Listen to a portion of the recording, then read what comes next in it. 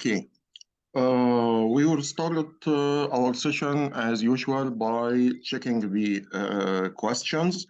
I will share my desktop.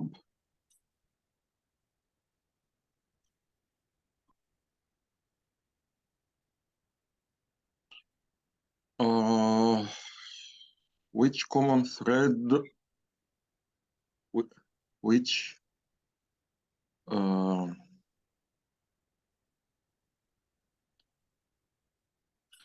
common thread which a customer would be totally aware of at the time could lead to a direct financial cost without loss of repetition or privacy exposure. هو هنا here the question is unaware, right? Unaware. There is one of the points which I want to highlight. Take care, gentlemen, in CCSP, in ISC square, usually we will find what is not the answer or what is unaware. Yani, there will be a negation for the question. Here it's unaware. Unaware. Which common thread could lead, and when you will another advice here, this question it's somehow maybe in English it's not easy to be understand quickly, especially for people who have the English as second language or not mother language. Then here I will read it in this way. Which common thread could lead to a direct financial cost without loss of repetition or privacy? It is very important here to understand without loss of repetition and privacy. Then, is it data breaches? No, it is not data breach. Why? Because data breach, it will affect what? Confidentiality or confidentiality and maybe integrity. Then this means that it will affect the repetition. Malicious insiders. Malicious insiders also will affect the integrity. Integrity and confidentiality also. Yeah, correct. Denial of service. Yes, this is the close one. Insufficient due diligence, of course not, because insufficient due diligence, this is, you have to drop it from scratch, because this is related to administrator, not customer, as mentioned in the question here. When this means that this the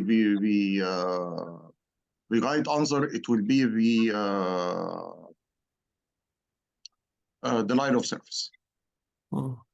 Okay.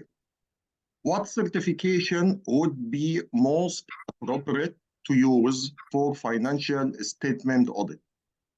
Of course, here immediately it will be SOC report, SOC 1 or SOC 2. This, and I think all of you answered correctly. Which component of the NISF cloud computing roadmap pertains to the ability to split up application and reuse components? Take care, don't confuse between portability and interoperability. This is the definition of interoperability. Portability means that you will be able to move the application from one cloud service provider to another. Here he is very clear, split up applications and reuse components. And this means that we have the application consists of multiple components. You will split these components. These components maybe reside in different cloud service providers, or maybe some of it on-prem.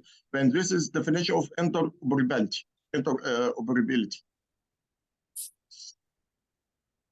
This it's answered correctly. Also, this answered correctly. What concept would be most important to consider for data security while it is being used by an application? Malicious insiders, of course not. No way. Yeah. Malicious insiders, it's one of the answers which it should be immediately dropped. Why? Used by application. This means that it is data in use. Data Yes, in it's use. not And as we mentioned, data in use, it's not related to users at all. Then is it data in transient? Yes. Yes. Data addressed? Of course not. Because Not. if data addressed, it's already addressed, it's stored on the storage. Denial of service, it can be denial of service, but the question, it's not proving denial of service, it's not clear, but data in transit, it's more reliable. More reliable. Then data in transient is the right answer.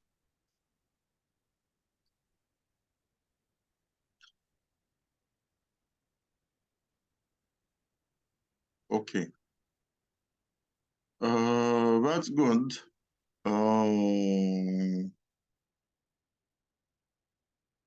That's good. Okay.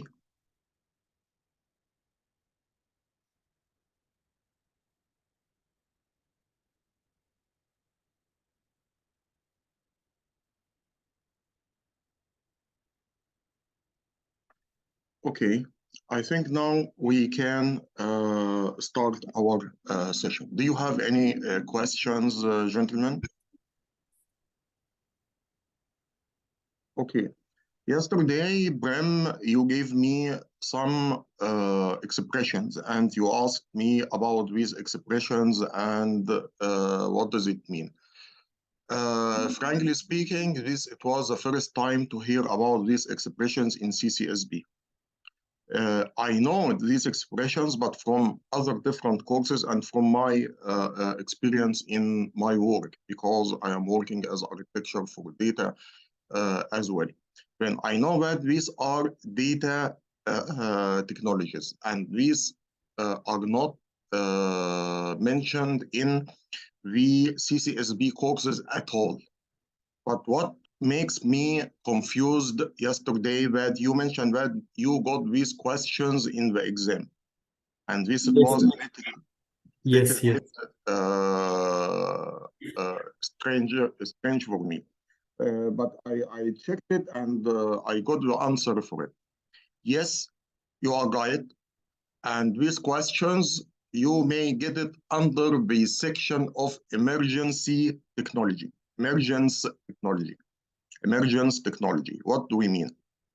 CCSB or ISC square mentioned that you must have at least 5 years experience in this field to achieve the certificate.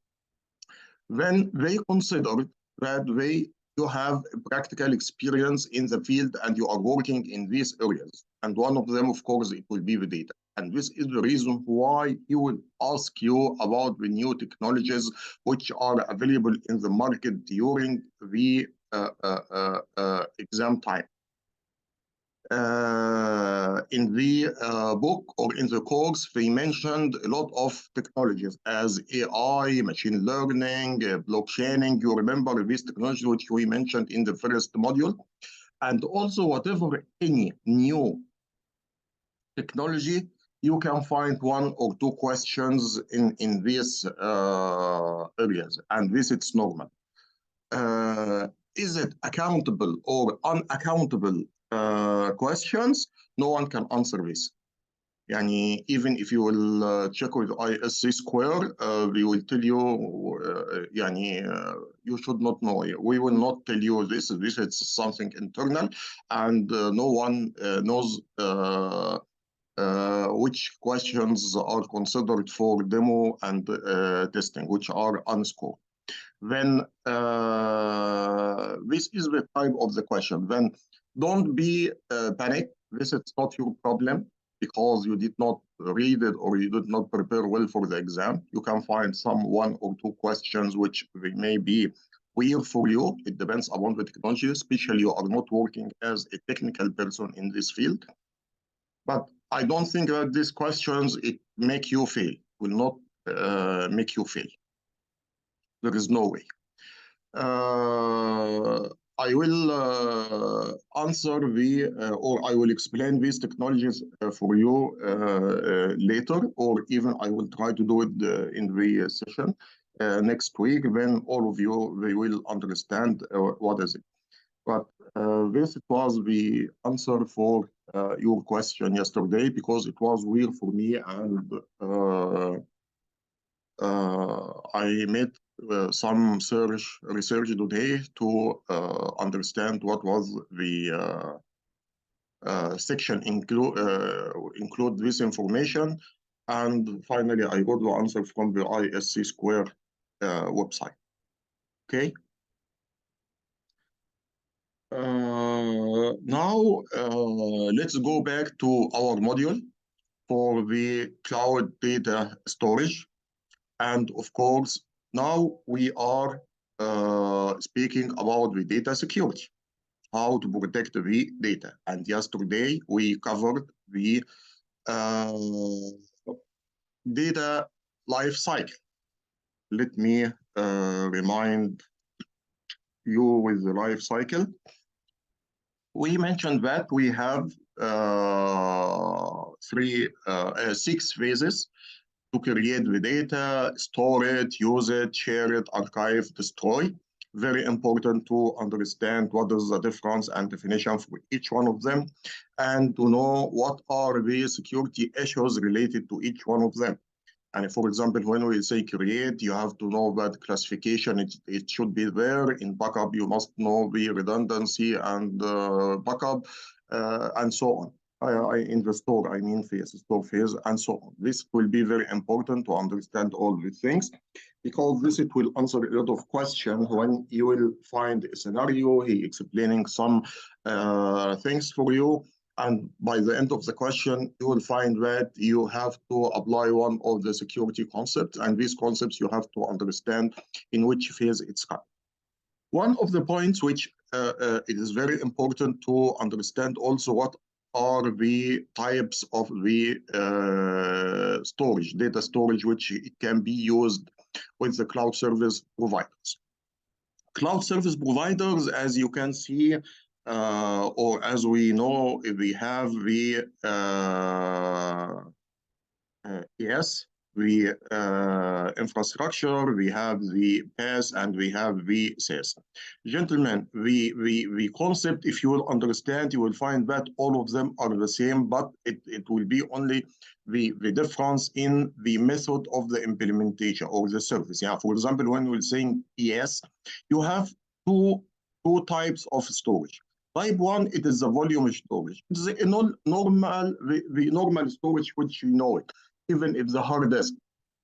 This it's called the volume storage. This the storage, it is a group of hard disks. The hard disk, it have one volumes, and this volume it will have a FAT. This FAT it consists of the pointers, and these pointers it will point for the location of the file. Then this is the normal one which we use it, the normal storage which you use it, even for your desktop or maybe for your notebook or whatever. When the volume it is used, it is used for the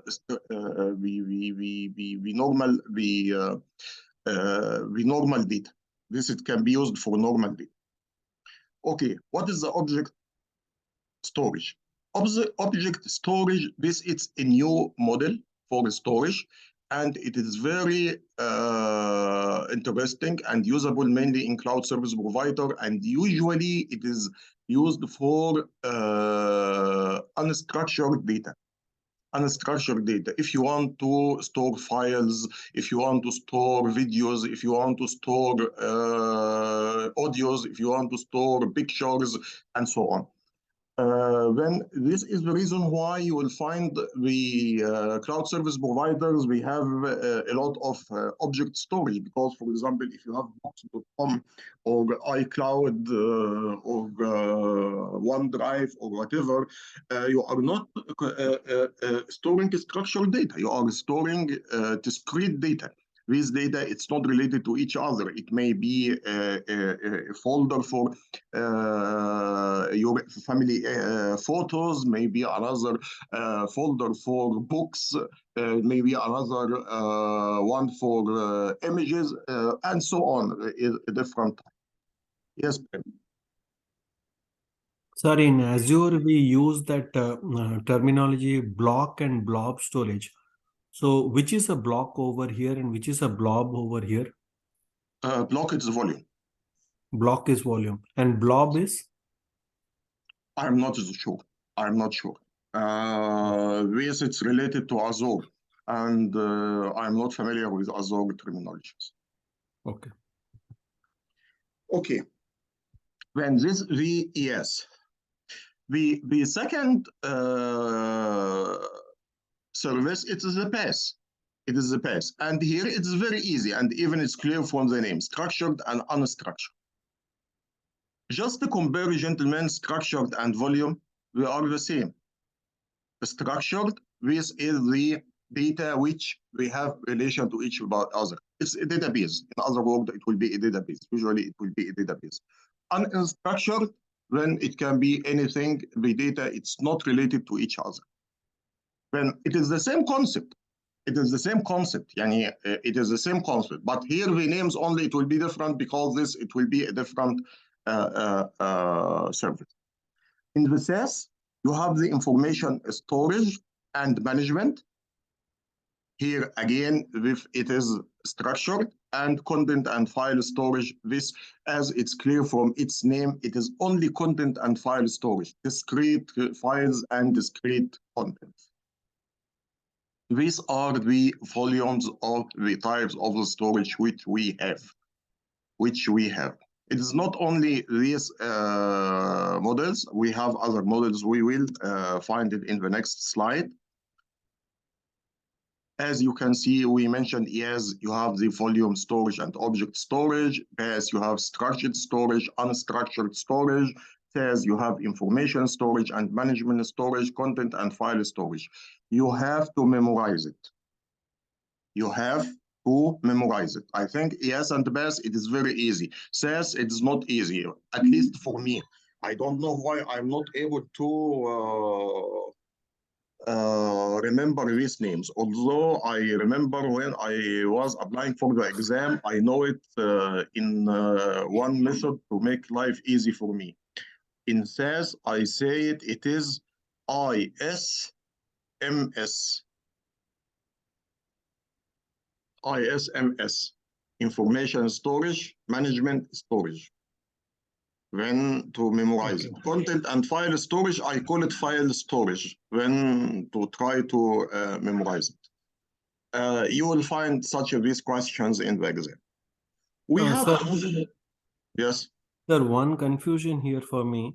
In SaaS, I see it is content and file storage, and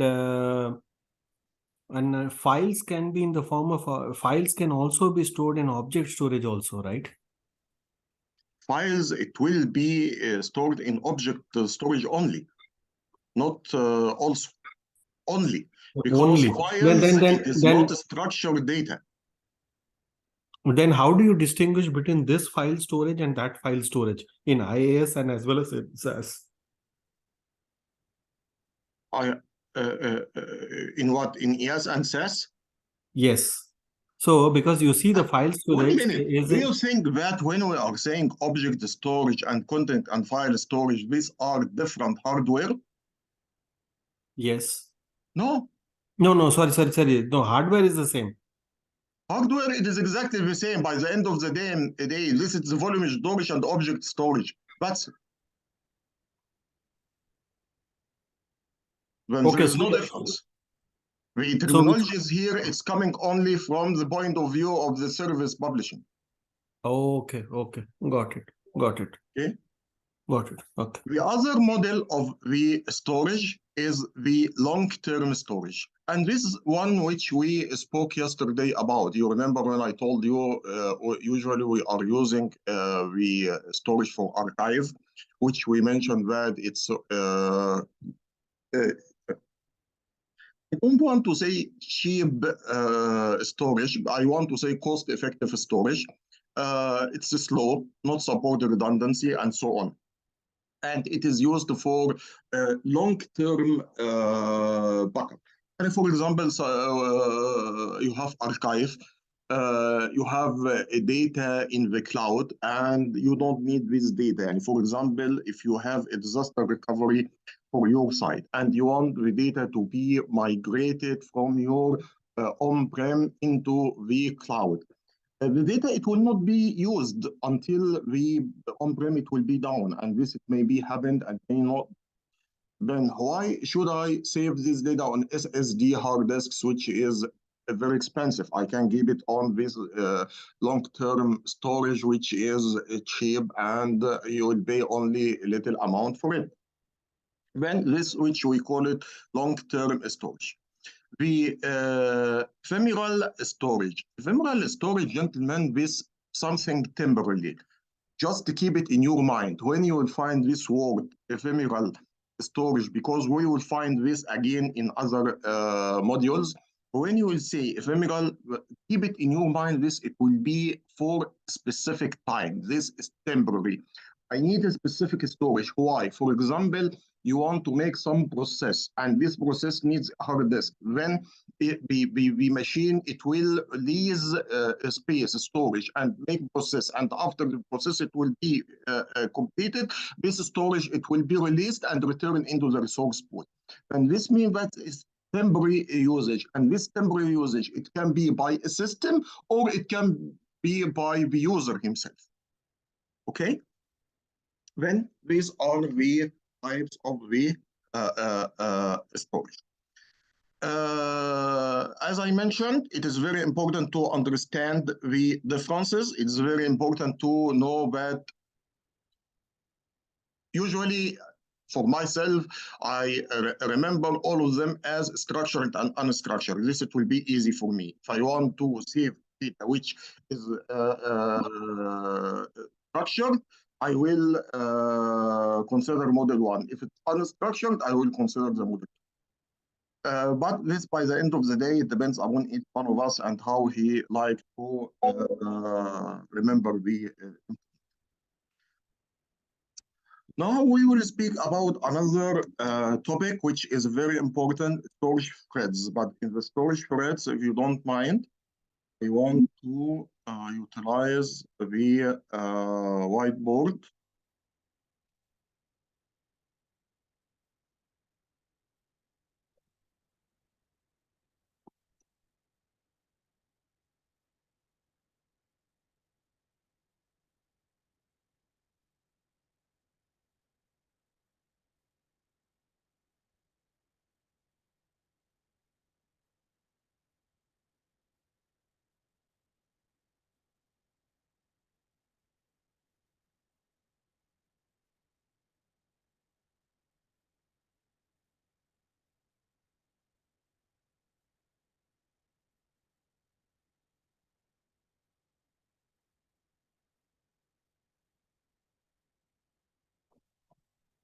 I think you are able to see my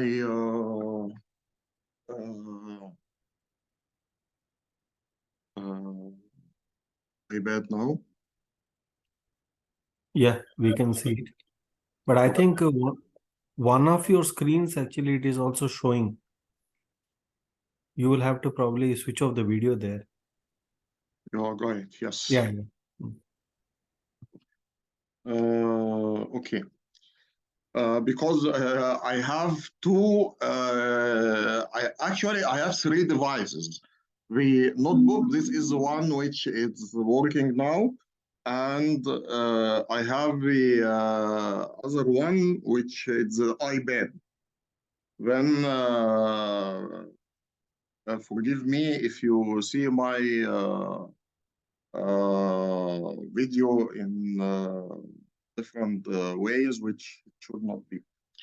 Okay, what are the threads which we may have? This is very important, and it's the reason. This is the reason why I want to mention it or write it on the forms. The storage threads. Okay. Number one, unauthorized access. I think this is very clear. And when we'll say unauthorized access, this it may be from malicious insider or from outsider. Then unauthorized access. This is very important because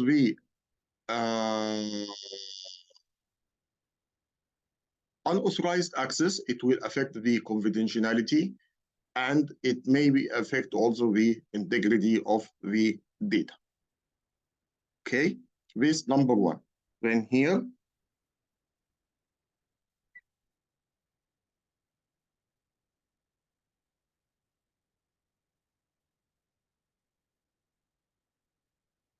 number two, we have the possibility of data leakage or exposure. And this can happen due to one of the main problems in the cloud. What is it? Geographic diversity. You remember when I told you before that you don't know actually where is your data. If you don't have an agreement with your cloud service provider to host this data in a specific location, actually you don't know where this data is. It may be in one data center, which be in a country, and after 5 minutes, it may be migrated to a different country, and so on. Then, due to the geographic diversity, then this means it maybe lead for some data leakage, because when you move the data, okay, I can encrypt the data, send it, but you have to decrypt it to store it. And when you will decrypt it, there may be a chance that the data, it can be exposed, or there may be some malicious insiders in different locations, and all this stuff which we discussed before. Threat number three, all these threads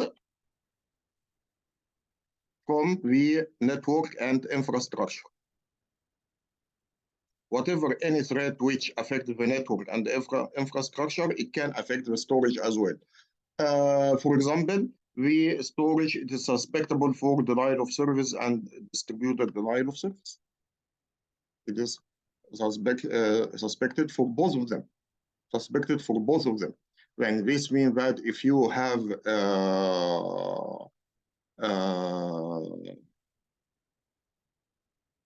attack, distributed denial of service attack on the cloud service provider network, when storage, it will be affected as a part of the network.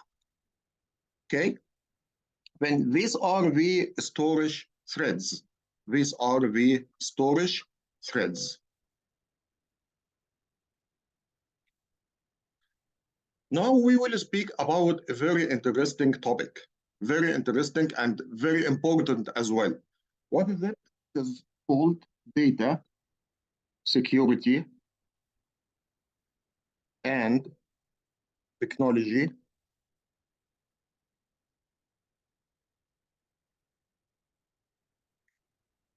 Now we will start to speak about the data security technologies and strategies. How you are able to protect your data. What are the technologies used to protect your data? Of course, when you will hear this, by default, what you will say?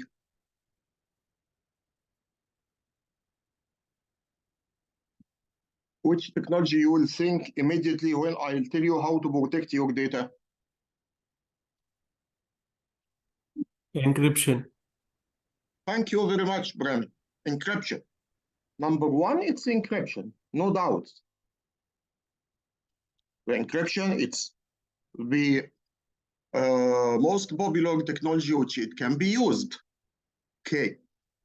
As we mentioned before, that we have some facts which we want to keep it in our mind. Encryption, it is the way or what is the definition of the encryption? The encryption is we transform clear text data into cyber data. It's not cyber data. It's called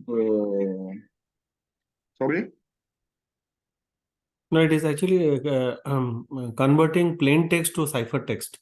Yeah, to cipher. That's right. This is a word which I'm looking for. Ciphertext. Okay. This is the encryption.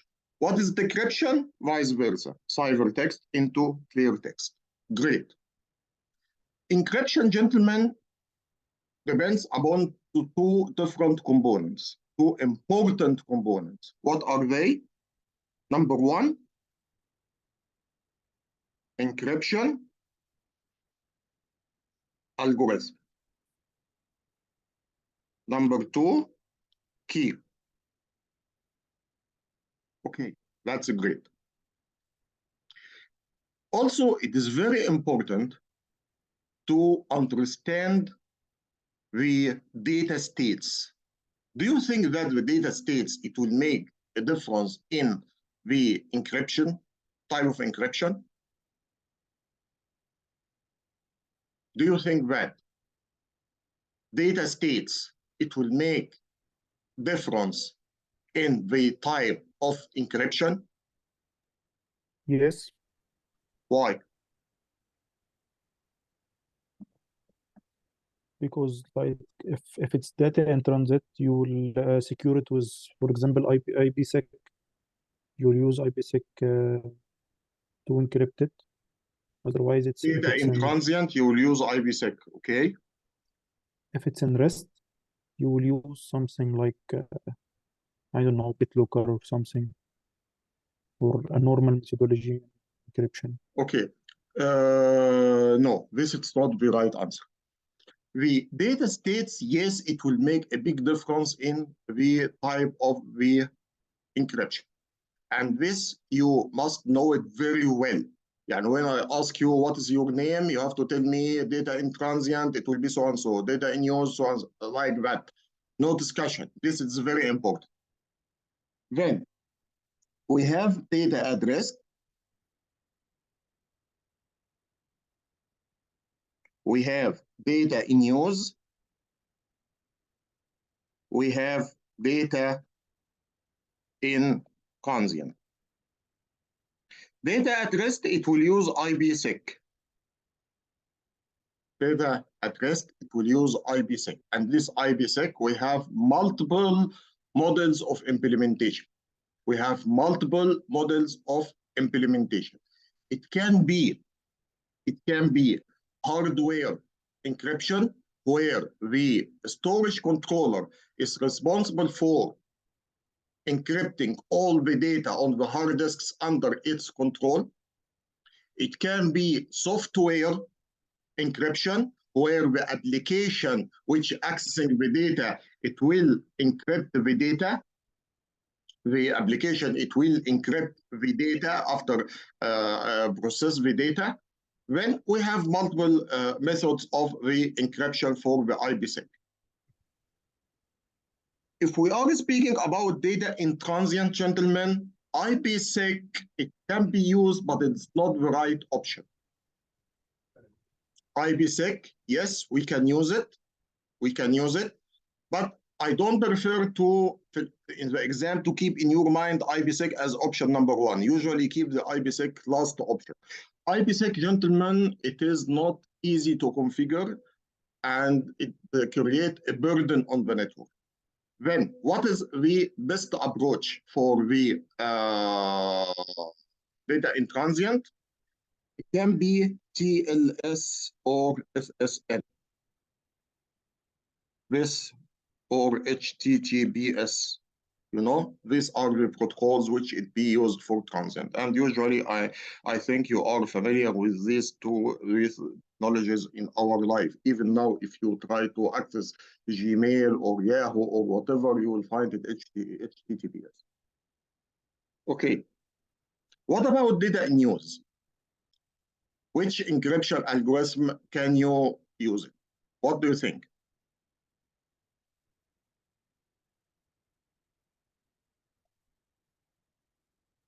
No, sir, I think I didn't understand the question.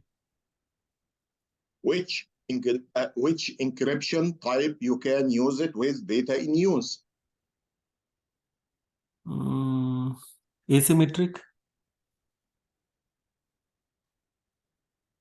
Any other answer?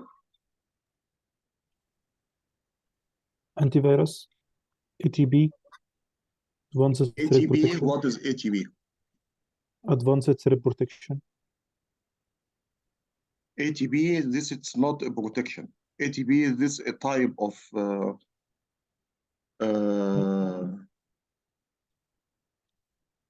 advanced threat protection. Okay, but again, no, this it will not work here. Okay. It's not ATB, it's not encryption. ATB, it's not protection. ATB, it's managing threats. This question, tricky question, similar to CCSP exam questions. And when I tell you the answer, you will say, yes, you mentioned this before. I gave you a hint. Can you remember what I am looking for now?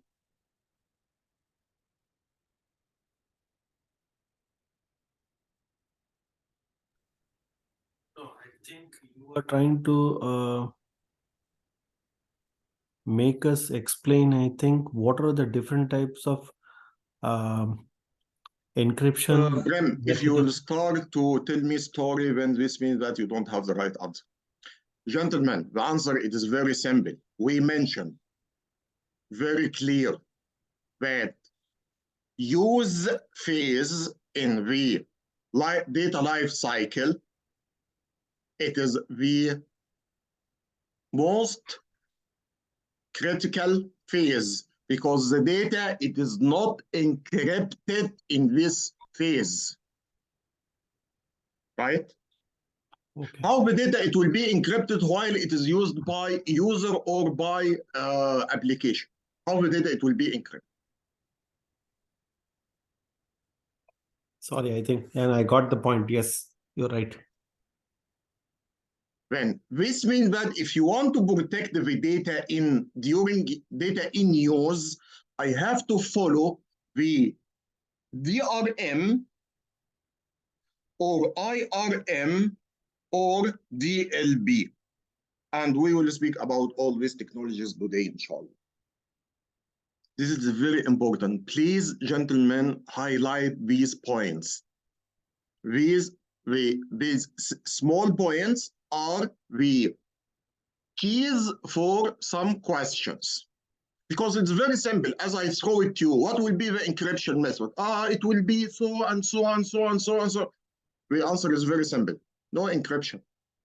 No encryption will use. Well, how can I protect the file? Okay, well, I can use the information rights management. I can use the digital rights management. I can use the DLB.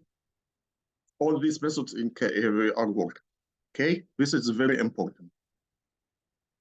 Okay, then these are the data states and the encryptions.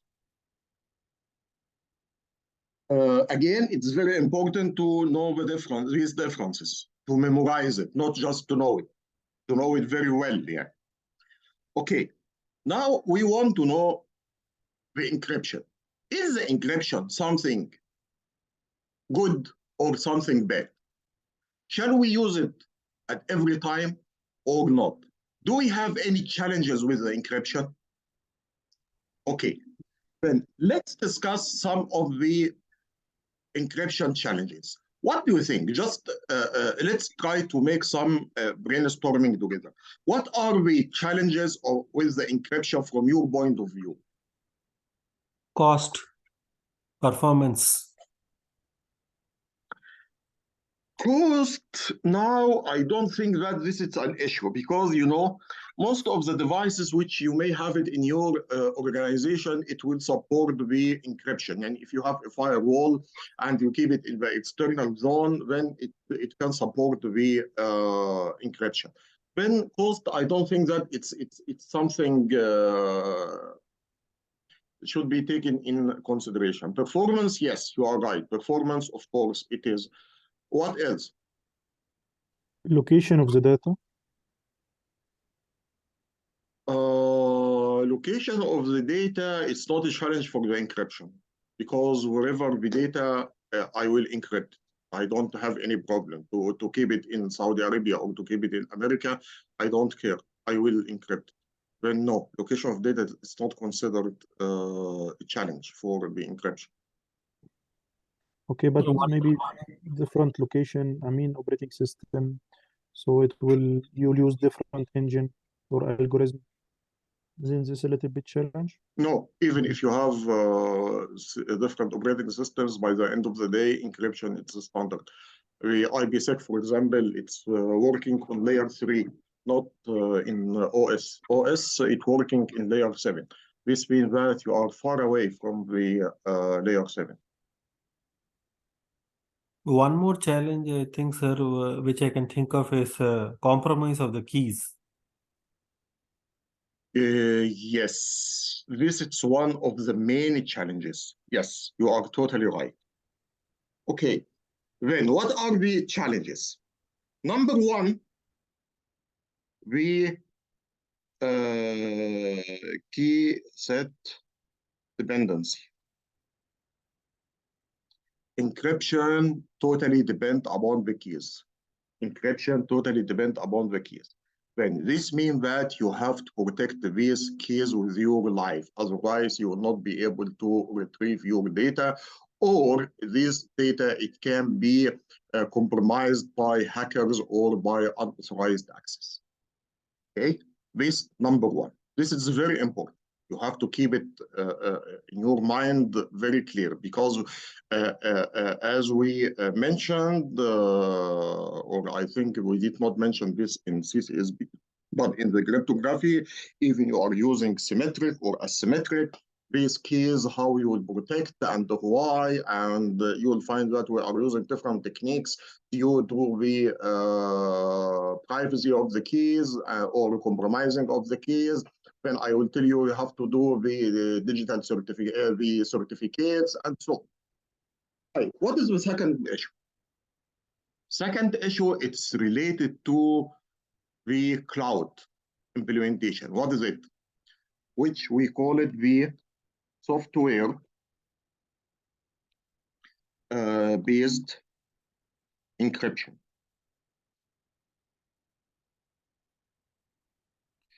This the software-based encryption, the challenge, it is the we can say memory vulnerability. How the memory it will be vulnerable. Okay. Do you remember, gentlemen, when I told you before, we may have one host, and this host, it consists of 10 terabyte RAM. When we have 10 VMs, and each VM, it has 1 terabyte. And all the users are work very happy. We mentioned that these are the virtual machines.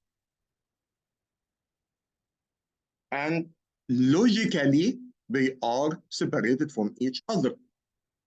That's great. Let's go back one step without virtualization. Without virtualization, if I have a memory like that, then I will have pointers in this memory. Pointers, and in each location, there will be some specific data. If I'm a hacker and I want to crash your operating system or your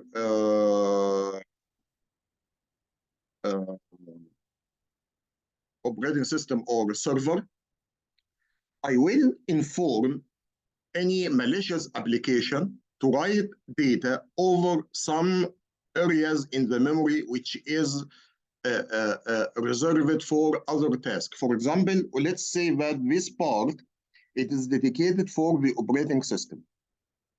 Then no application should utilize it. But if there is any application, and this application, it has the ability to write some data here, then the operating system, it will get confused. And when the operating system, it will get confused, you will get the blue screen if it's Windows. If it's Windows, you will get the blue screen and the machine will hang. Did you see the blue screen when the server hangs or the server crashes? Any one of you saw this screen? Yes. Yes. What's going on when this screen it will be in front of you? What are the activities which the server is doing at that time? It just pop up a message. It's repairing, counting from 1 to 100, and then restart normally, so you can log into the server of the PC again. No, there is something before that. Give you an alert or pop up message. No. It will dump the RAM.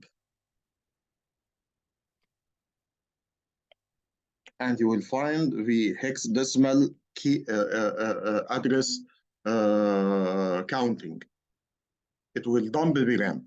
Then this means that it will dump the contents of the RAM. Why? Because this file, you should take this file and you have to provide it to Microsoft support to understand what was the reason of this crash. Then let's go back to our example in the cloud. In the cloud, this the one which I will do it with the black color. This it's a physical RAM. This is the physical boundaries. And what we highlighted in blue, this it's illogical. Then if there is a hacker, he was able to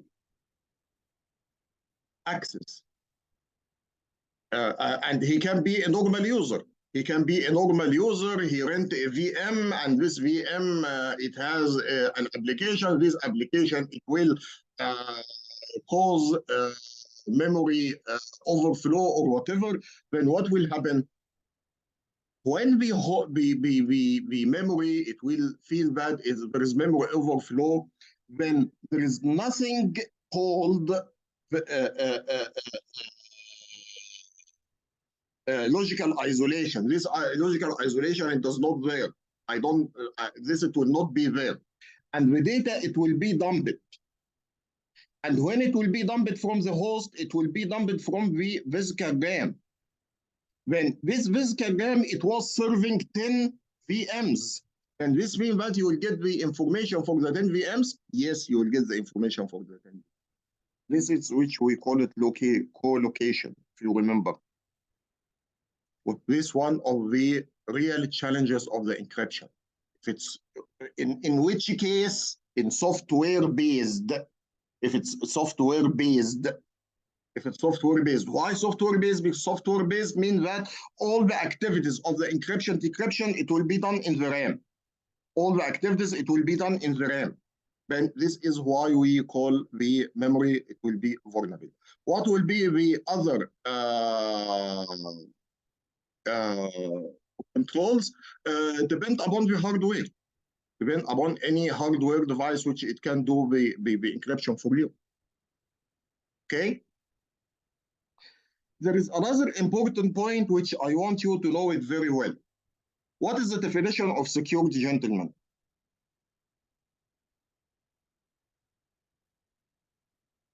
What is the definition of security? Ensuring that the information assets are protected. CIA, confidentiality, integrity, and availability. This security. And also, I told you in the new terminologies, now we call it CIA, authenticity and non-repudiation. confidentiality, integrity, availability, authenticity, and non-repudiation. But forget about this now. Now we will speak about the CIA. Okay. If we say encryption, which factors it will protect? Encryption protect assets, confidentiality or integrity or availability. Confidentiality. Only? Yeah. Any other answer?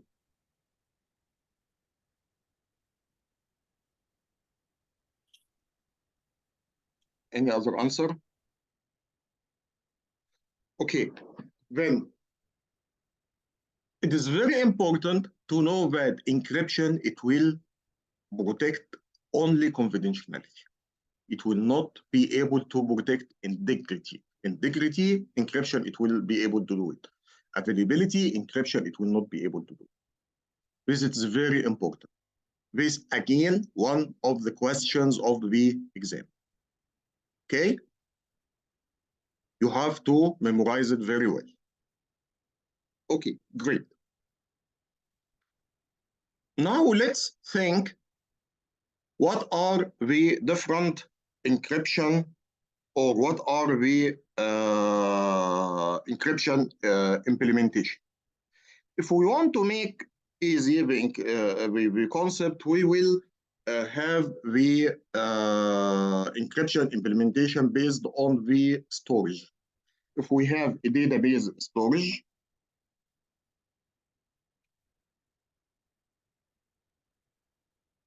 if you have a database storage, you have two different types of encryptions here. What are these different types?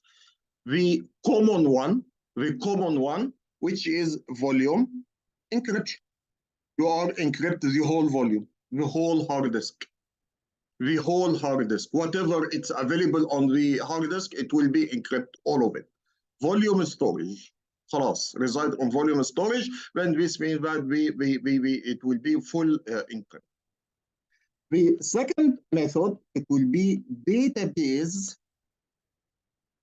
fields or records encryption.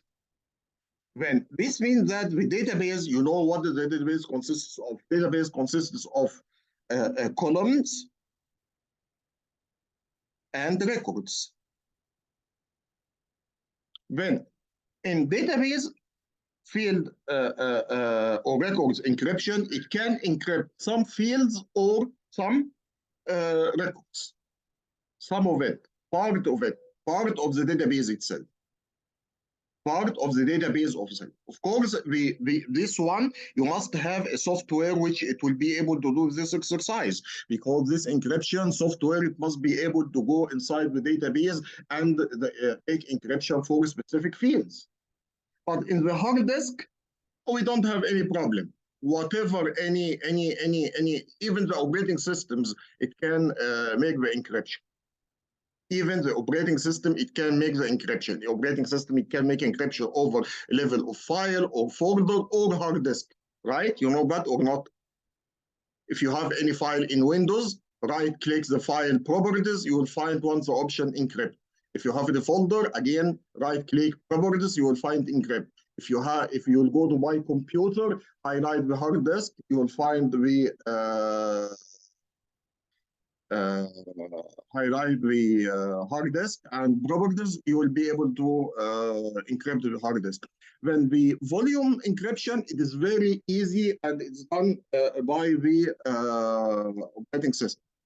But in the database, no, it's not easy. You must have something which it can do the encryption for. Okay, then this option number one. Storage type number one. If you have object storage, and object storage with it that it is unstructured, where it can save files or whatever, then encryption, it can be on the file level, or it can be on the file level. I have a storage, but I don't want to encrypt the storage. I want to encrypt the specific files. Okay, or application encryption. Application encryption. This encryption, it will be under the control of the application. When the application, it will define what you have. It have to encrypt. It depends upon your situation. The last type of the storage, it is a volume storage. And this is a normal storage. And when we say the volume storage, this is to encrypt the whole hard disk. And usually this is the data at rest type scenarios. Okay. Oh, this model number one. Also, we have the application encryption. Again, if the application itself, it encrypts the data. For example, I have an application, and this application, what it will do? In this case, how it will work? You have the hard disk here, or let's draw the hard disk in its terminology like that. This, let's say, storage or whatever, and you have a file server here, and the file server, it has a specific application. Then, if you want to encrypt the data, the application, it will encrypt the data, send it to storage, and when it want to retrieve it, it will get back to the application, decrypt it, and start to process. Then the application act as a gateway. The application act as a gateway, encryption gateway, encryption decryption gateway. Then when it will want to send the data into the hard disk, when it will decrypt it, if it want to get the data from the hard disk, it will decrypt. Okay? These are the different types. This, it is very important. You have to memorize. This is very important. You have to memorize only for the exam. Unfortunately, it is not for our practical life. For practical life, it is easier than what we have here. Any questions? Sir, can you go back to the previous it's a whiteboard? Or have we erased it? Okay, 1 minute. Okay, sir, I had one question actually, which was actually, which you took it, I think, a couple of minutes ago. That is at data at rest, you will use IPsec. So from CCSP's perspective, how much of a depth of IPsec should we know? Are there any specific technical questions on IPsec, like the authentication header or EAP? All of those are actually required for CCSP, or it's not required? In data, no. In infrastructure, no, it is not. This, it will be covered in CISSP only, not in CCSP. In CCSP, you will have very shallow information. Okay. Okay. Mr. Osama, أيوة. the first one was, I'm sorry, can you go back to the previous screen? Yeah, here you said database storage, volume encryption, and what? What is the second one? Database what? In volume encryption and database field or record. You cannot read the handwriting. Yeah, sorry.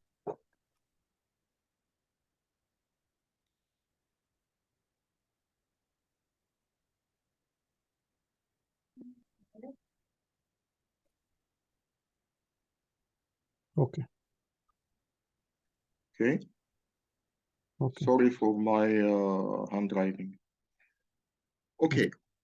Now, gentlemen, we will have other concept called hashing. This is a very interesting thing. And although it is only explained here in half page, only half page.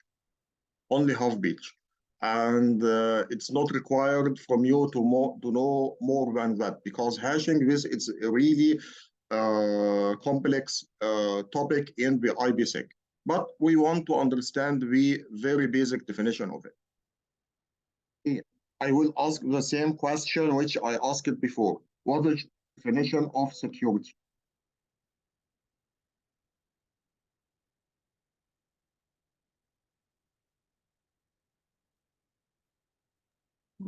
CA. We just said it. Yeah. Confidentiality, we mentioned few minutes ago that encryption, it will protect the confidentiality. What do you think? Hashing, what it will protect? Integrity. Yes, hashing, it will protect integrity. How? Let's check how we can do it. In hashing, you will have something called hashing algorithm. What is hash? Hashing, it means that it will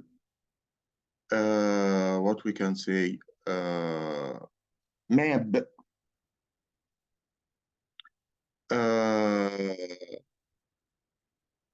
data of any size into fixed size message. This means that you have a specific message here, packet or whatever, and this packet, whatever its size, but when you will process it over the hashing algorithms, it will go and it will create fixed size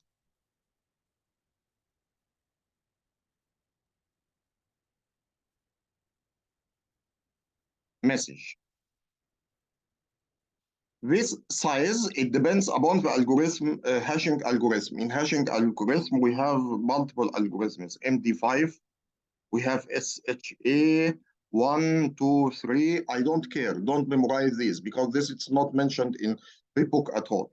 Then this, it will create it as 128-bit, and this, it will be 160-bit. Then this is a fixed size. Okay? What is the benefit? So simple. Now I want to send a message to Prem. I want to tell him, please,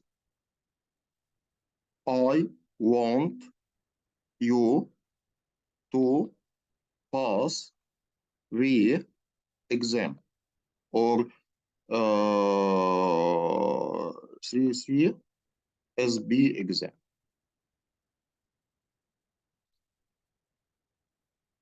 I want to send this message to Prem, but I'm not sure that this message, it will reach correctly to him due to bad or good intention. What do we mean? There may be some problem in the communication line between me and him, and the message, it will be dropped, or some parts of the message, it will be dropped. Or there may be a hacker in between, and he will try to change this message. Then I will create hash for it. This hash, it will take this message, which consists of this number of words, and it will create a specific hash for it. Let's say it will be 1, 2, 3, 4, 5, 6, 7, 8, 9, 10. This is the hash.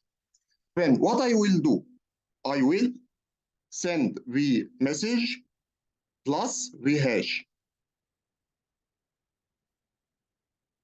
to Prem. Then what Prem he will do? Prem, when he will receive this, he will say, wait, I want to make sure that this message, it's coming from Osama. It is not changed in between. Then Prem, he will take the message, he will make hash for it. And of course, if you have to make the hash, it should give you the same result. And it will be like that.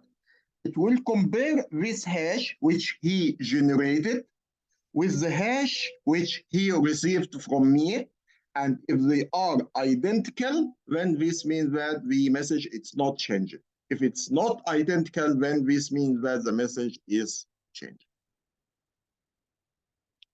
Okay? Any question?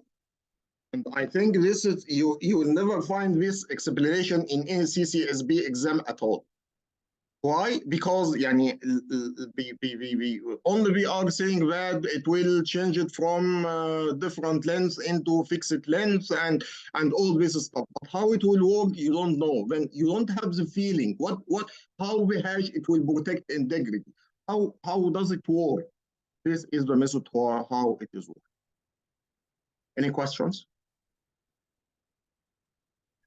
Sir, do we need to also know about the MD5 SHA-2 and other the encryption I'm going to say the hashing standards? No, right, for the exam? Frankly speaking, I cannot remember right now, but this it will be clear in module number 3. I will tell you something.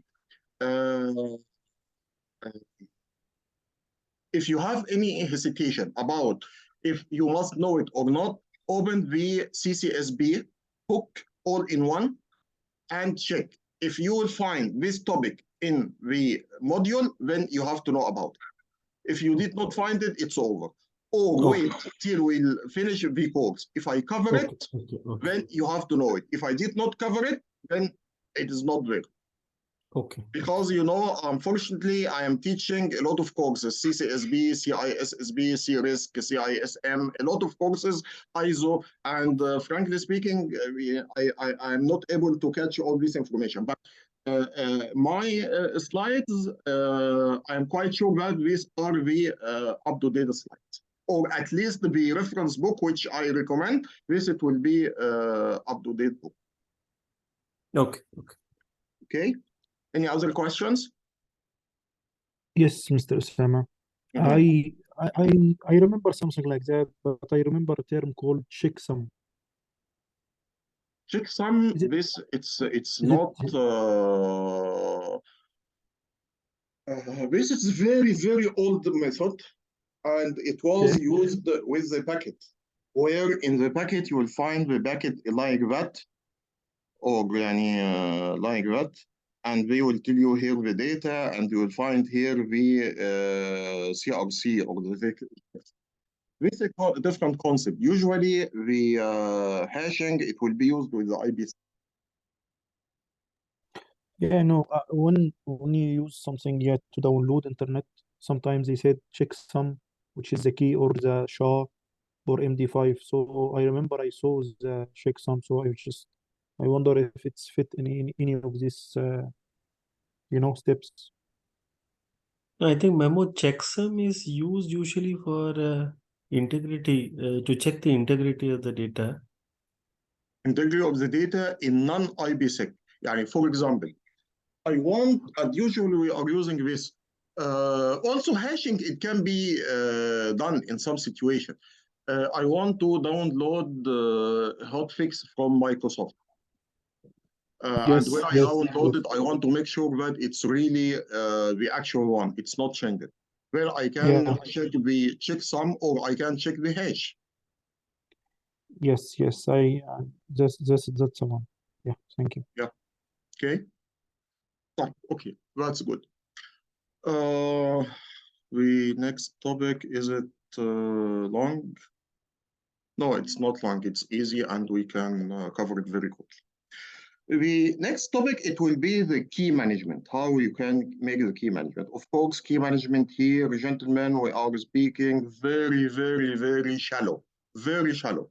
We will not go in deep at all. The key management, it is very important, the access, to control access and storage of the keys. This is very important. As we mentioned, the key, it will be help in encrypt and decrypt. When if the key, these keys are compromised or exposed, then the user, the hacker, he can use it to decrypt and encrypt the data. Okay. Then, what are the methods of key management? We have 3 different methods. You have to understand this very carefully. We have method number 1, internal storage.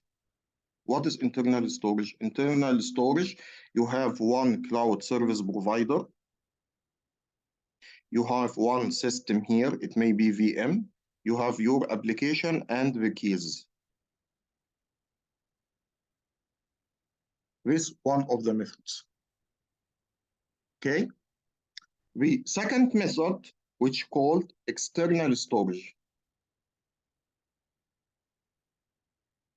You have one cloud service provider, you have one VM, you have another VM. Here you have your application, and here you have the key. Okay. The other method, independent, where you have one cloud service provider here, you have other cloud service provider or maybe any other location, it may be on-prem, you have your application in one VM and the keys, it is here. And we are independent on each other. Independent on each other. What is the pros and cons of each one of them? If we will go to the internal storage model, you will find that the keys, it's on the same machine as the same VM as the application. Then this, it will be fast. It is fast because the keys, it's on the same application, but it is not secure. Why? Because the key, if there is any compromising for the VMs, the hacker, he will get the application and the keys. Okay, and this, of course, scenario, it is not recommended at all. The second one, it will be 2 different machines. Then it will be better security.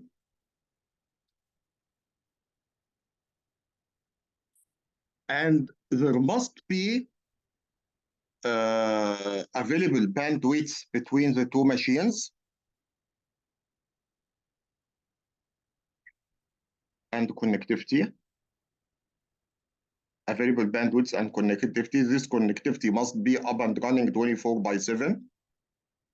In some situation, you will tell me, come on, these 2 VMs in the same host, yes, but take care, there is one point here.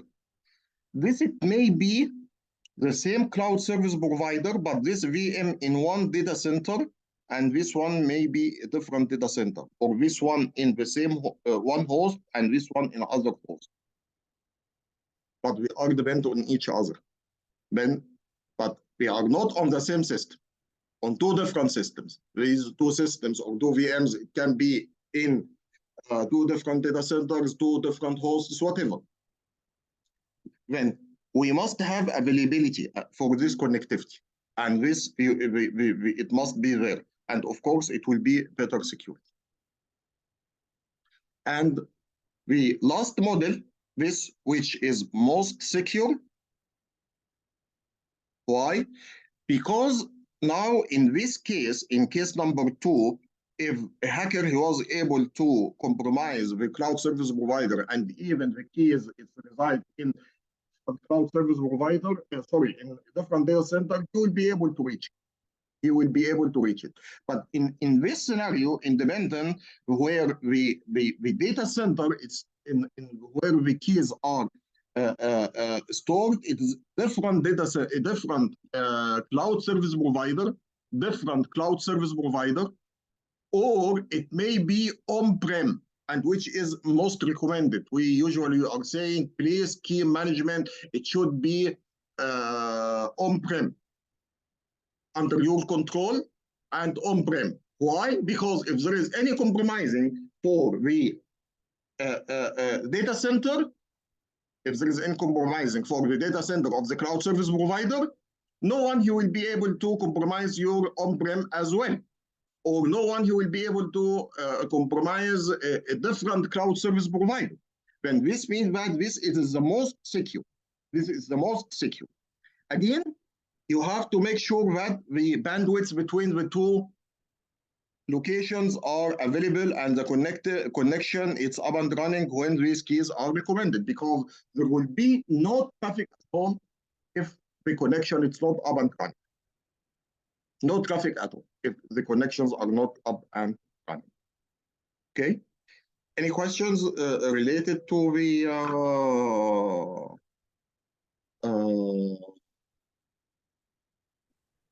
Sir, I have a question here. management? So in all these three methods, there is still actually a risk still which cannot be eliminated. That is on the CSP. Now, why not actually we are considering on a different fourth method wherein a CASB is holding the keys in an HSM? 1 minute, please. If your experience will contradict with CCSP material, forget about your experience now for passing the exam. Okay, okay. I want this to be very clear. Okay. CASB, it is not mentioned at all in CCSP. You may have it as emergence question. This it will be nice to have. But please, when we say key management, we have 3 different models. Internal storage, external storage, independent. Nothing less, nothing more. Please keep your personal and practical information aside. As I told you, in some exams, my practical experience and what I will do it in my daily operations, it will be a little bit different from the one which they recommend in the exam. But if I want to pass the exam, I will do it as they want. This is very important. Okay, okay. Thank you. Any questions? No, thank you. But actually, the third one, which is independent, we applied in our organization. Of course, this is the most secure one, and usually we are keeping our keys in the on-prem. We have it in on. Instead of do it on on-prem, we can do it as we recommended before. You remember when I said that you have a cloud service provider here, and you are here with cloud service customer, and you have a broker. This broker, he can handle the encryption keys.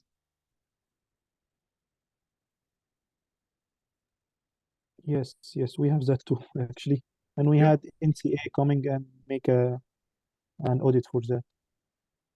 Then this it's one of the because for example, if you will tell me, okay, I don't want to keep the keys here, we don't have enough experience to do the exercise ourselves.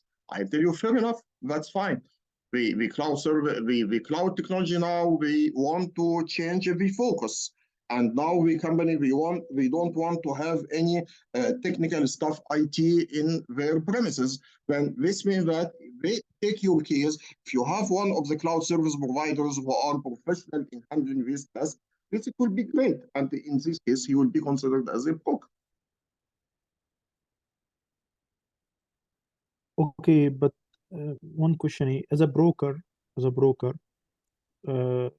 is intermediate between the customer and service provider, right? We agree on. Let's say for between different service providers. Yes. So if we said like we use a mechanism like BitLocker, that means a BitLocker is a broker, not the service itself, but the operator, of course, of the service or the broker itself. Or something like BitLocker to work as a broker. Or any other methodology. Or for Mac encryption, for example. Yes, it is. Yes, it is. Why? Because by the end of the day, BitLocker or Mac encryption or whatever, how this it will work? It requires some entity. It can do the exercise, right? Yes, and our configuration broker. As well. Yeah. It's a broker. Okay. Okay.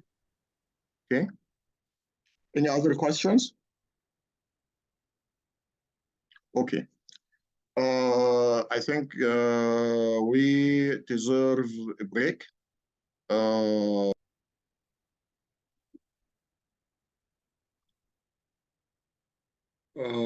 Now we will speak about another important issue in the data security. And this technology is called tokenization.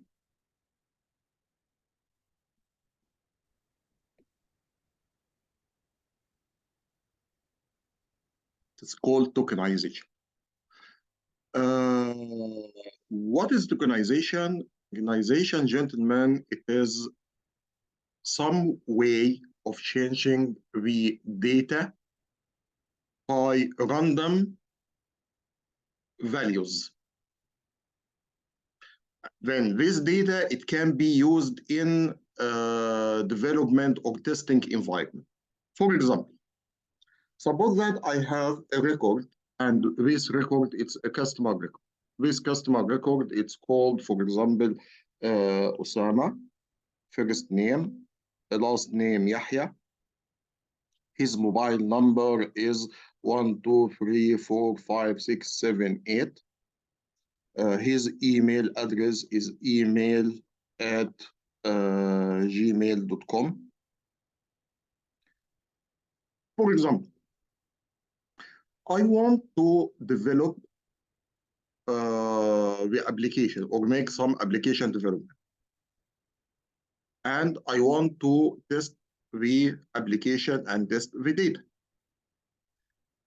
Of course, I need the same quality of data and same structure of the data. It is very important to have it the same quality and same structure.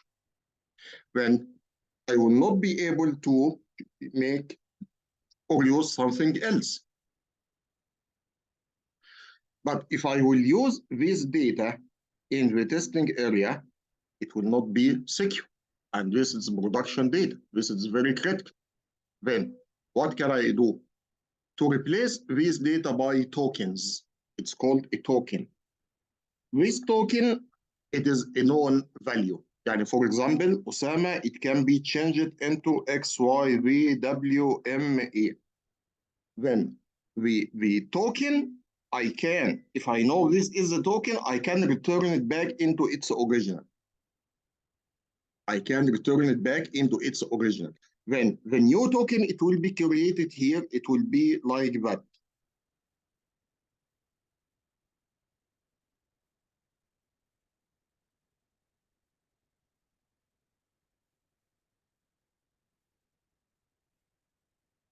This, it will be the data which it will be processed by the application in the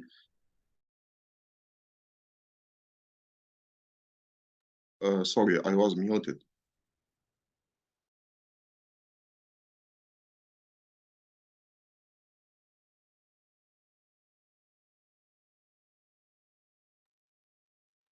This it can be used, this record, it can be used in the testing environment.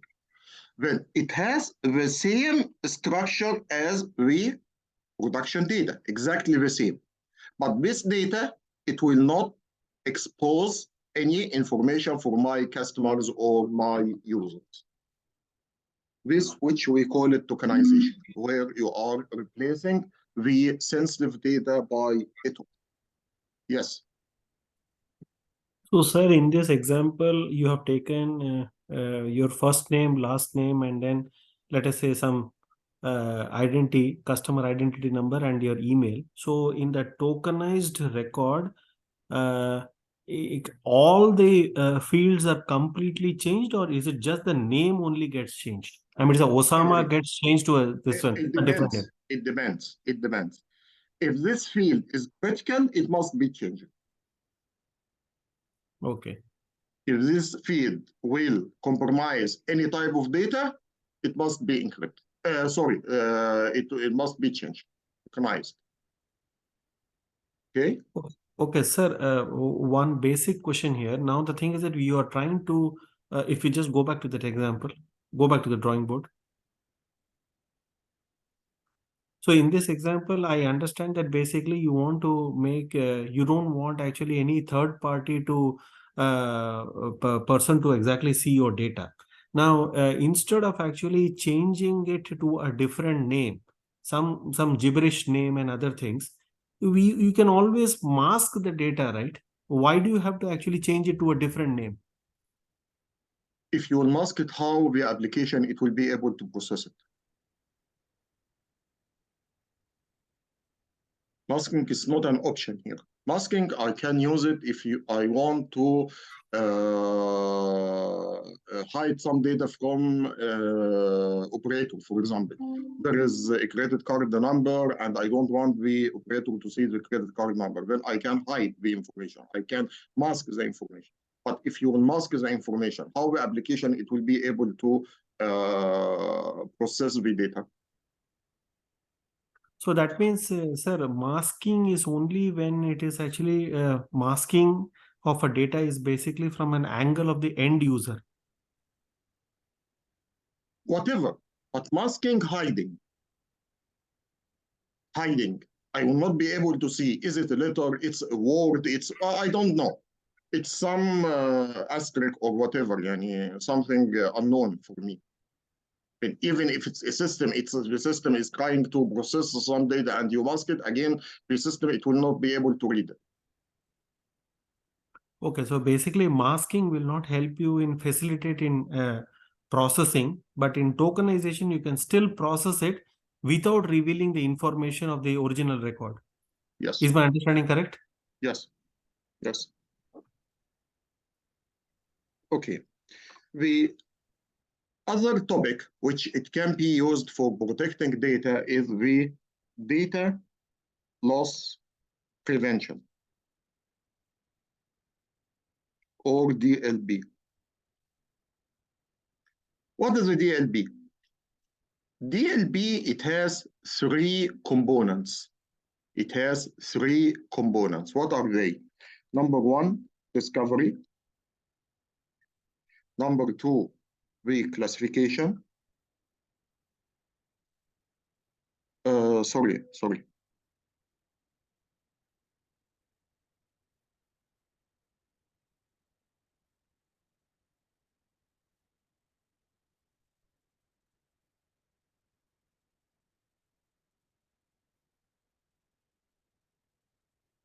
These are the components of DLP. DLP, usually it will be used to protect your critical data inside your organization, to protect this data from going outside your network. This, it will be based on the classification. When if the data is classified as high or critical and you found that it's going outside the network, you can drop it, or at least you can give some notification for the administrator. This is very important to understand that the DLP, it can protect the data in all the data states. It can protect the data in data at rest, or data in transient, or data in use. How? Data in at rest, this means that the data, it will be stored on servers or desktop or mobile device or whatever. And DLP, it will have an agent where it can be installed on these devices. Then when the agent, it can find some critical data, and it find that this data, it will be leaked out, then automatically it will hold on the data and it will not allow this data to be leaked out. Also, data in transient, this it can happen through multiple components. It can through email, it can through web. Then you will find that the DLP, it has a component where it can be installed on email gateway. Then it can check all the outbound and inbound email. Also, it can check the proxy server. Then whatever any data it will be accessed through or the proxy server, it will be able to terminate it. Then this means that the data, it can be able to the DLB will be able to protect the data at all its components. And by the way, this is a big challenge when you will implement DLB in your organization, because this means that you must have multiple components.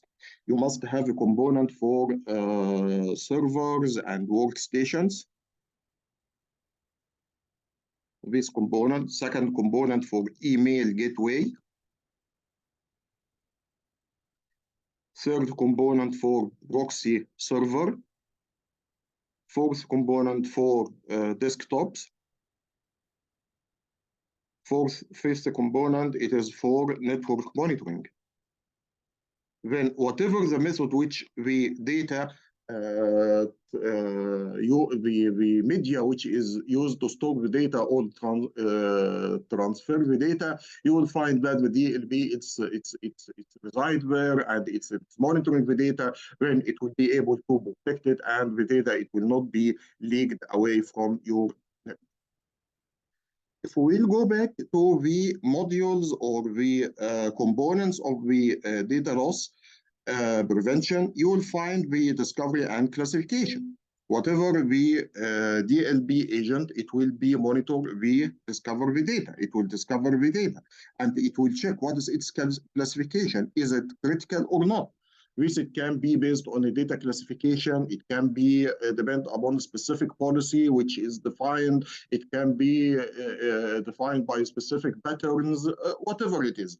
We have there are different products in the market, and each one, it has its own method.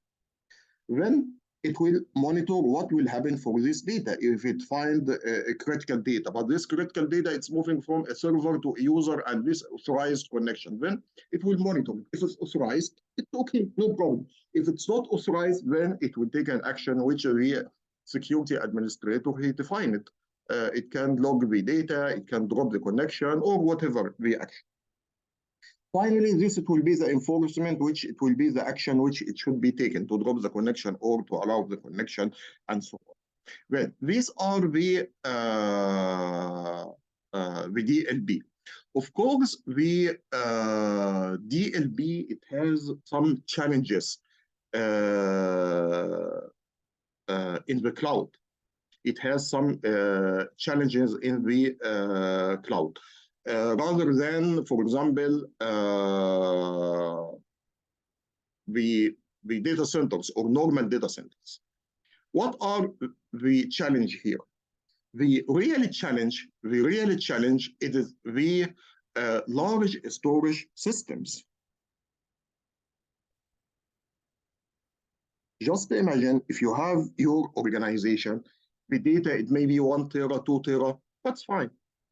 But we are speaking about a cloud service provider, and each, they have 1,000 users, and each user, they have 1 terabyte. Then this means that we have 1,000 terabyte, 1 billion byte. This, it will be a crisis. And this is a total a lot of data, which it will be a real challenge for discover the data and monitor the data. It will be a real challenge to discover the data and monitor the data. And this, of course, it will consume some of the resources of the systems. This, it will consume some of the resources of the systems, processors, memory, maybe network. And of course, this, it will lead to high cost. This, it will lead to higher cost. Why? Because you are paying as you use, and because the data, it is monitored when it is using a part, additional part of the memory, additional part of the processor. When this, it will make the difference, and it will create the burden on the server or the virtual machine, and this, it will be reflected in the invoice. Of course, here you have to study, is it worth it or not? Of course, when we come to the point of the security, you have to understand the ROI or ROSI, the return on investment or return on security investment. This is very important. But again, DLP, it is a very important product, although it has some challenges in the cloud, but still it is a great solution, especially from our experience. If you are able to implement for your own solution or to hire this service as a SaaS from the cloud service provider. It depends. It depends. If you are able to provide your own solution, just you will rent one VM or two VMs and install the software, then it will be able to run. Otherwise, you can rent this service from the cloud service provider. By the end of the day, it depends upon the services which are provided by the cloud service provider. Okay. Sir, one confusion for me. So the thing is that I think a couple of minutes back, I think when we were discussing on the data at rest, data in use, and data in rest, data in motion, and what was the other one? Data in transit, data in use, data in transit. So that time you told us that data at rest we will use IPsec, and data at data in use there is no encryption. So that is why we will be using DRM or DRM or IRM. Now here my question here is, when you started explaining DLP, you said DLP could be used in data at rest, data in transit, and data in use. So now my confusion is in when the data is in use, we will use a DRM or we will use a DLP. No, Prem, he said it. He said it that DLP. You can use both. Because the DLP, when it's in use, it can be used on a server, right? And if it's used on a server, the server, it has the DLP agent when it's monitoring the data. When if it finds that the data, it will be leaked by some way, then this it will be able to discover. Okay. And the DRM also, it's workable. And we will speak about the DRM later. Okay. So basically, when the data is in use, you can either use a DRM, IRM, or you can even use a DLP also, because DLP has also one feature of monitoring. It can be, yes, it can be. Actually, it can be. But from the point of view of CCSP, it will be IRM, DRM, and what is the third one? No, yeah, IRM. the DLP also as well. Yes. The DLP as well. Okay. Yes. Okay. Yes, we said it. I write it behind you. Don't worry. Yeah. Okay. Now we will speak about another technology for protecting the data de-identification. What is data de-identification? It's masking the data. Masking the data. When, as we mentioned, that the masking, this means that you are replacing the sensitive data with random substituted data or to hide some data. Tokenization, we were replacing the data with the same format of the data, when it can be reversed back to the original data. But in the masking, it will hide the data, or it can be substituted by random data. This is the difference between, I'm quite sure that it will make confusion. Masking, you are replaced with random data. Tokenization, you are replaced with some data which it can be translated back into the original data. Okay? In the masking, as we mentioned, that we don't want the user to see this data, or sorry, the operator sees this data. And I think we are familiar with this technology when you look into any site and check your credit card number, you will find the first 9 digits are asterisks, and the last 4 digits, these are the only letters which you can see. This is what you call in the masking. In the masking, we have 2 types of masking. We have static masking and we have dynamic masking. Static masking, this means that what we will do here in static masking, we will have a technique where we will have the original data. This original data, it will be replaced the data randomly, and it will create another set of data. And this data, it can be used whatever with anything, which we call it static masking. With the dynamic masking, it is something different, a little bit different. What is the dynamic masking? It will be done on the runtime, on the fly. You may have a server.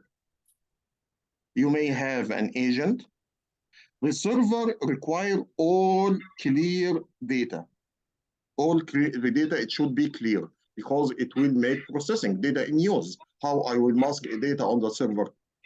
But on the other hand, the operator or the agent, the operator here, he may want to log into this data to read it.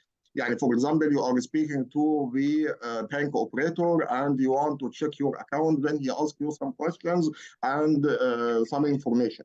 The system does not want to show him the card, the number. Then you will have some entity here in between, which it will make the masking. And this means that whatever any data, it will go to the operator here, and it should critical, it should be masked, and he will not be able to read it, or he will not be able to have it. But actually, the data which is reside on the server, it is in clear because it's under process. This is what we call in dynamic masking. This is what we calling dynamic masking. I think there is a question in the chat. In Yes, sir. we say So- as what? No, so the point what I'm trying to say over here is that I think before you started the static and dynamic masking, that is in tokenization. If my name is PREM, and if I pick 2 alphabets from my name, that is M and R, and then if I replace and then I substitute the positions and I replace the alphabet P and E with other 2 alphabets X and Z, is that tokenization? So that I mean to say there are 4 characters, I replace it with exactly with 4 characters. I don't want to make life difficult. I don't want to make life difficult. This is not the session to discuss tokenization techniques. Tokenization, it is hiding the data and change its value to keep its format. What is the techniques? We have more than 10 techniques for tokenization. What you are saying now, this is called substitution. And this is used in the IPsec, in algorithms. This is a different issue. Then don't mix the paper together. And this, it will be something topic, some topic which it will be have its own techniques. If you want to go through tokenization models, there are a lot of techniques which you can understand.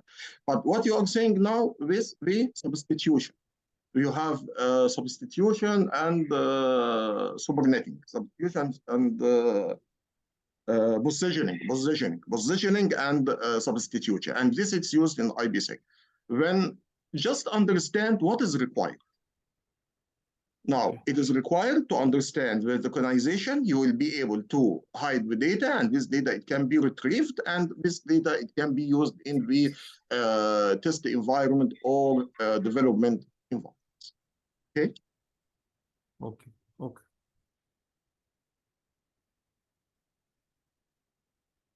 There is a story I want to tell you about it. I don't know if you hear it or not. Let me get a piece of paper And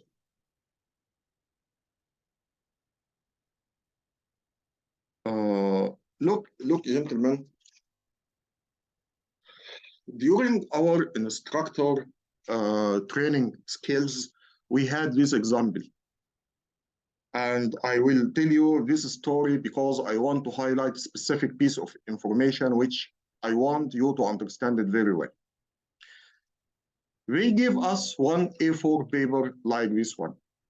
And they said this paper, it has from 1 to 100 numbers, from 1 to 100.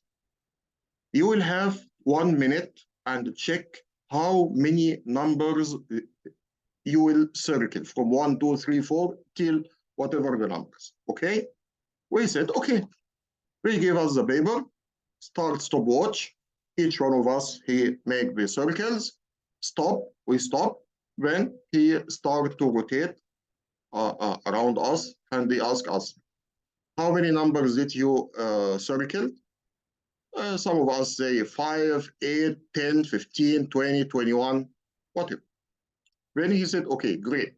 Gentlemen, just if you make this paper, if you fold it like that, and you will open it, you will find on the right-hand side even numbers, and on the left-hand side, odd numbers. Okay? Okay, thank you very much. Start again. People will start again. And he asked us, how many numbers did you circle? What do you think? Is it more or less than the first time? More, I think. More, I think. Okay, good. Then he said, okay, this paper, I will fold it like that again. Then now it is 4 quarters. If you open it like that, you will find here numbers from 1 to 25, from here from 25 to 50, here from 51 to 75, and here from 76 into 100. Start stopwatch. What do you think? Do you think that we circled more numbers or not?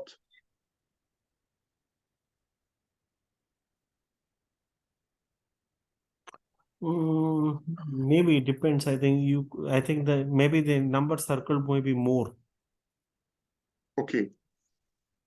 Actually, if you do this exercise with at least 5 or maybe 5 persons, it will be okay. You will be surprised, gentlemen. You will find in some situations, which is de facto, in some situations, when you will increase the information which you give it for the trainees, we are confused. Why? I will take the paper, 1, here, then 2, where is it? It's here, or wait, it's here. No. 1, 2 here, okay, 2 is here, then I find 2. Then 3, it's here, or it's, 3, it's here. Then this means that when we will increase the information for the trainees, this is not a benefit. This is very important to understand. It is not a benefit. You will confuse them. In some situation, we have in Egypt a common sentence we are saying in Egypt, if you want to confuse someone, give him options, more options. What do you want to have for breakfast, friend, today? We have eggs. Then you will tell me, do I have any other options? No, we have eggs. Okay, give me eggs. Thank you very much. I really happy. What do you think? Do you want eggs or sausage? Eggs or sausage? Okay, give me eggs. Okay, do you want eggs or sausages, or may you like some pancakes, for example? Okay, then by increasing the options, and frankly speaking, we are passing by some of these scenarios. When I am living alone without my family in Saudi Arabia, then if I want to have my lunch, what I have? Can I have beef, chicken, fish? Oh my God, خلاص, I fed up. I don't want to have anything. I will have a cup of tea. I will have a cheese sandwich. That's it. I don't want anything else. But if you would say, I don't have any other option. If you want to buy, it's only chicken. Take it or leave it. خلاص, I will take it. What can I do? Then, why I am telling you this story? I don't want you to complicate things. When we explain something, I will not say take it as is, no, but don't try to go to the techniques behind it. Because if you will go to technique tokenization, if I want to teach you tokenization, for example, or encryption, let's say encryption. If I want to teach you encryption, it will be a course for 5 days, 4 days, 40 hours. But now it's not required. It is not required in the CCSP. It will be in a different course. Then there is no need to go through all this information because you will get confused. And by the end of the day, this information, it's not in the objectives of the exam. But for yourself and for your business, if you are interested and you want to know how cryptography is working, how masking is working, so on and so, then okay, that's fine. You can go search for the techniques and you can get it. It will save a lot of time for you in the exam and for studying. Because I did this exercise before, but it was in my CISSB. I passed my CISSB exam in 2005. And I did not have at that time any experience. I studied the course in 1 year, gentlemen. 1 year, believe it or not. 1 year study single course. I understood everything in really detail. And when I applied the exam, I passed. But I found that there are a lot of information I don't need it, and I wasted time. And instead of doing it in 1 year, I was able to do it in 3 or 4 months, and I will pass the exam also. Yeah. Then why did I waste this time? This is the point which I want you to know. Okay, let's go back to our session again. No, sir. Actually, my idea of actually knowing that was actually because I wanted to know, suppose if a question is asking from a CCSP exam perspective, which technique to be applied. So I just wanted to be very clear when to apply tokenization. To be applied in what? Okay, now let us say if the question is asking that I need to protect my data.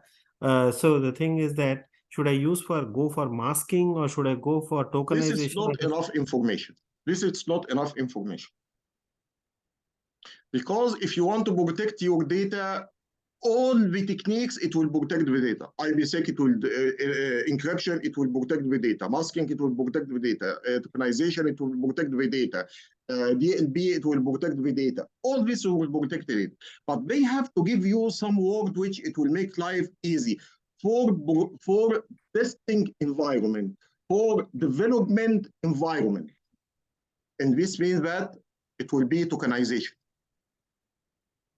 Or it will say hiding from operators or hiding from users.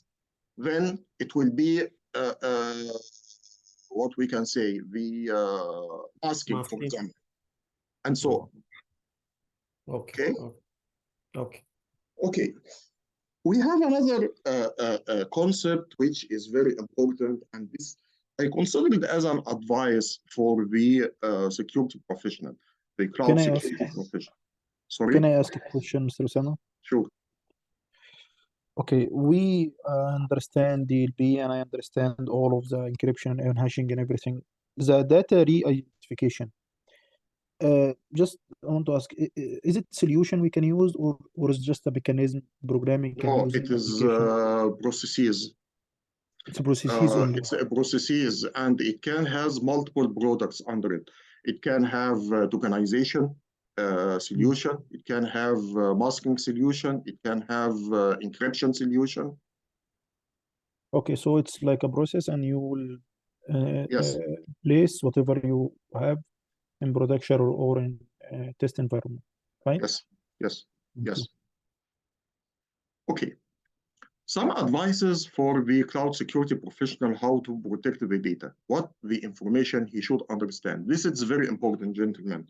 Unfortunately, when I started my study in 2016 to pass the exam, I passed this paper or page without concentration. And after that, I returned back during my practical work, I returned back to this paper because it was very important. Number one, we are saying you have to understand the data.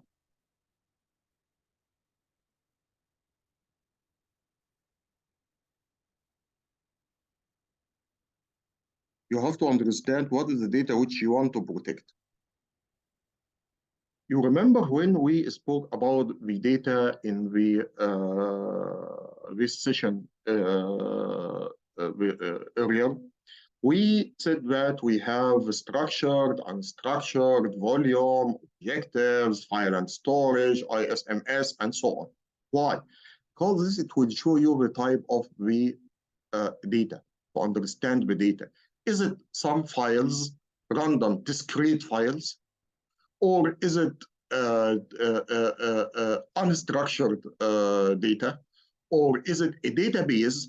And this database, it's a structured database with relational relations and so on. Then you have to understand the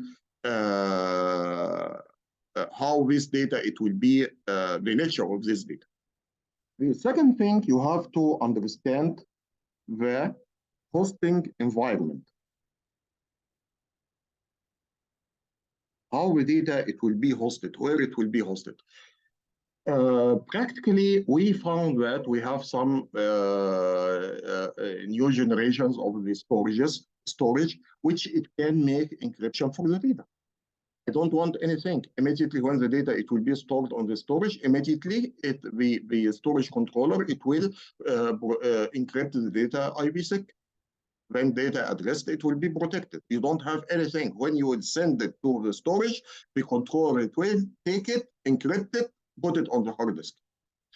Then you have to understand the hosting environment. If this storage, it cannot protect the data and it's not support hardware encryption, then this means that we have to depend upon the application.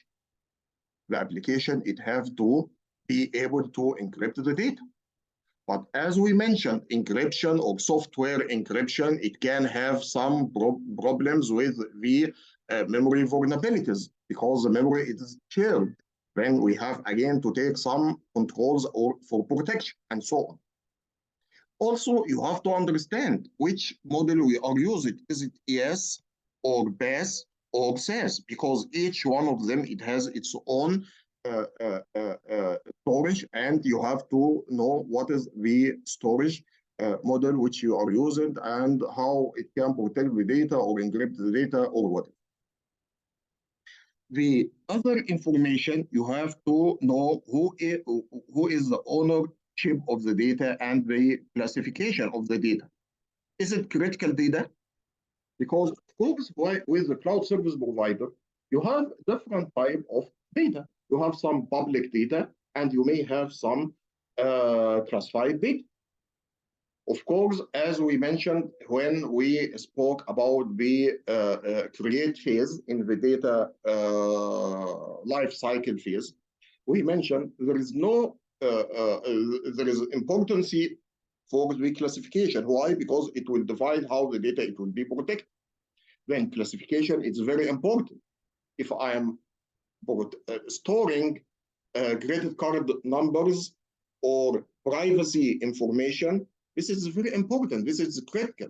And this can lead me to the jail if I did not do the proper due diligence. This, it will be very important to do the proper due diligence. Also, you have to understand the regulatory requirements and laws. What are the regulatory requirements and laws for your area or for your country? This is very important. because if you have some information about the Arabian citizens, then this means that GDPR will be valid. If this data is hosted in Saudi Arabia, then NCA requirements, it's very important, and so on. Then the requirements and laws, it's very important. Last thing, you have to enable the monitoring. You have to enable the logging. You did your exercise. We really appreciate. You did a great job.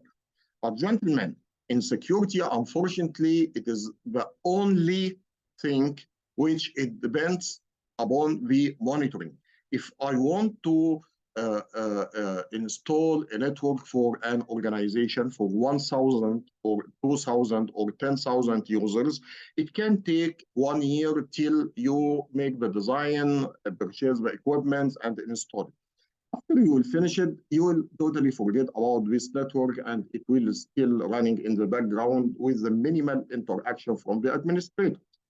But with the security, this is not the scenario. We can do the exercise. You can spend millions for the security devices. But if you don't have a qualified security administrator who is able to read the logs and understand the types of the attacks and all this stuff, then he will not be able to discover the attacks, and he will not be able to stop it because he does not know about these attacks. Okay. There is other topic which Mr. Osama, I have a question, please. Okay. I always put the regularity to the laws, but you mentioned it before that it's also do what is like what you can say, like the minimum. اوكي، يعني الحد الادنى اللي انت هتقدر تطبقه من سواء الانكريبشن او سواء الحاجات اللي احنا قلناها من شويه، الهاشنج او الحاجات دي، هل دي برضو تاخد تحت الريجولاريتي؟ بدل ما تروح مع كلاود سيرفيس بروفايدر بيقدم ريجولاريتي وانكريبشن معين، لا انت عايز حاجه اعلى شويه ولا عايز حاجه اعلى، هنا دي تخش تحت ريجولاريتي ولا دي ديو ديليجنس؟ لا، انا مش فاهم يعني ايه حاجه اعلى، يعني ايه كلمه حاجه اعلى دي؟ مثلا يعني لو حد بيطبق ام دي 5 وحد بيطبق شا وحد بيطبق شا كذا في كانكريبشن مثلا، هل انت هنا سوري كهاشنج مثلا، هل انت هنا عندك ريجولاريتي معينه مطبقه من الحكومه ان انت لازم تمشي ورا حاجه معينه، فدي ممكن تخش تحت ريجولاريتي ولا مثلا ديو ديليجنس؟ whatever. The question, gentlemen, which Mahmoud he asked about is the regulations. He mentioned that there are some technologies which are provided by cloud service provider, and he gave example. For example, if we hear that one cloud service provider using, for example, MT5 and the other one SHA, this of course it's not right because MT5 it's expired and it's not used anymore. But for example, just to express what you want to say, that the MT5 in cloud service provider X and the SHA one in cloud service provider 2, then which one should I choose? I choose the one which provide SHA because this it's related to regularity or not. The answer, it is not, it depends. Again, I will say it depends. In some situation, regulations, it may define what exactly they want. In this case, you don't have an option. You have to follow whatever they require. In other situations, they may not know. They may not say. Then if you don't say, then you have to follow the best practice. Yani to use MT5 or to use SHA1. Sorry, I will not use any one of them because I know that all of them are compromised. I need SHA3. When I'm quite sure that the cloud service provider, it will provide you the latest, but this you can utilize these standards. For example, you can utilize the NIST SB 800-53. Okay, but as a cloud, as a security professional, for example, it will be under regularity or due diligence because I'm confusing here because as a due diligence, you will have to check for that. You have to check It the cloud. depends again. If the information it's mentioned very clearly in the regulations, then it's regulation. And Okay. regulation, it has higher hand over the due diligence. If it is left open and for example, the regulation say you have to make encryption and they not define that you must have AES, they not define the key length and so on, then this it will be related to due diligence. Okay, but is it usually mentioned in regulation, the type of something like this, or It depends again. Yani, for example, if you will consider PCI DSS, nothing gets mentioned. If you will consider ISO 27001, nothing gets mentioned. okay. They But are in other considered modules, encryption. You have to, I can remember the cryptography control in the ISO. It is saying that you must have rules and responsibilities and cryptography controls. But then by the end of the day, it's related to the business needs and requirements. okay, got it. Thank you. Okay. Okay.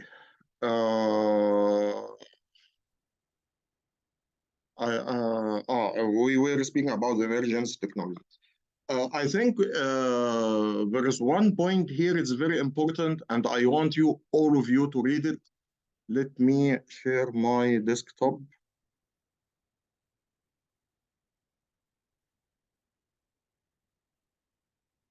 And this is one which I told you about it in when we started the session. This is exam tip. These tips are very important for the exam, by the way. As new technologies emerge and become commonly used with cloud environments, questions specifically geared toward them may appear on the exam. This will be especially true with encryption, the continued widespread adoption of collaboration tools and code repositories, and widespread utilities for monitoring, scanning, data analytics, and so on. What I want to say here, gentlemen, you can find such of these questions, but unfortunately, not easy to cover all of them. And if you want to have the cryptography, to understand the cryptography, to answer these questions, and if you don't have a practical experience with it, unfortunately, it will not be easy. And I don't want to tell you that you have to drop these questions or try your luck. You have any answer, the probability 25% that it will be right. Because, for example, the encryption, if I want to explain the encryption, as I told you, cryptography, I have the training for cryptography on the YouTube channel. You can access it. It is almost 10 hours or maybe 15 hours. And there are a lot of techniques, hashing, symmetric, asymmetric, and so on. Then this will be complicated. Then we are expecting one or two questions like that. But these questions, why I'm saying that, because when you will see something which it's really rare and you did not hear about it before, don't panic.